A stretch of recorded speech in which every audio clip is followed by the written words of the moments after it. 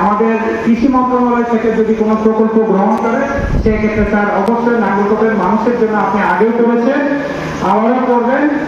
আর একটা কথা বলে আমি শেষ করবো আমার বক্তব্য, যে আপনারা হয়তো জানেন যে বিভিন্ন ইউনিয়নের জনসংখ্যা অনেক বেশি।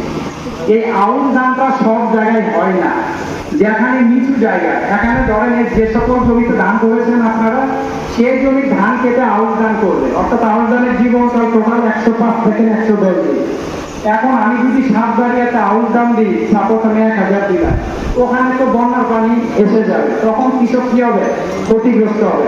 আর আপনাদের কাছে আমার একটাই বিনীত অনুরোধ, এই যে আমরা যে বিনামূল্যে সার ও বীজ দিচ্ছি, এটা আপনাদের প্রতি সরকারের বা আমাদের একটা কি আমানত।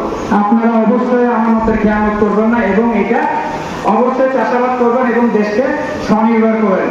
আমাদের সাবেক রাষ্ট্রপতি জিয়া রহমানের একটা কথা বলে আমি শেষ করতে চাই, ভালো বীজে ভালো ফসল।